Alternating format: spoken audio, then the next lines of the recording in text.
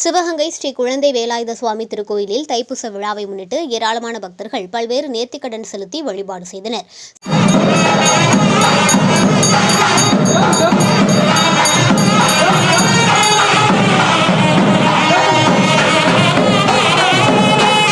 சிவகங்கை மாவட்டம் சிவகங்கை நகரில் அமைந்துள்ள பிரசித்தி பெற்ற அருள்மிகு ஸ்ரீ குழந்தை வேலாயுத சுவாமி திருக்கோவிலில் தைப்பூசம் திருவிழாவை முன்னிட்டு ஏராளமான பக்தர்கள் பல்வேறு நேர்த்திக்கடன் செலுத்தி வழிபாடு செய்தனர்.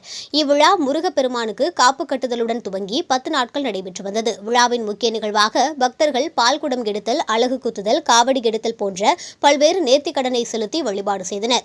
முன்னதாக நகர் கௌரி விநாயகர் திருக்கோவிலில் இருந்து காப்பு கட்டி விரதம் இருந்த பக்தர்கள் பால்குடம், அலகு குத்துதல், மயில் காவடி, பறவை காவடி எடுத்து மங்கள வாத்தியங்களுடன் நகரின் முக்கிய வீதிகள் வழியாக பவனி கோவிலை வந்து அடைந்தனர்.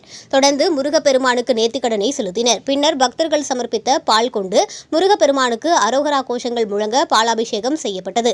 நிறைவாக தீபாராதனை காண்பிக்கப்பட்டது. இதில் ஏராளமான பக்தர்கள் கலந்து கொண்டு முருகப்பெருமானை வழிபட்டனர்.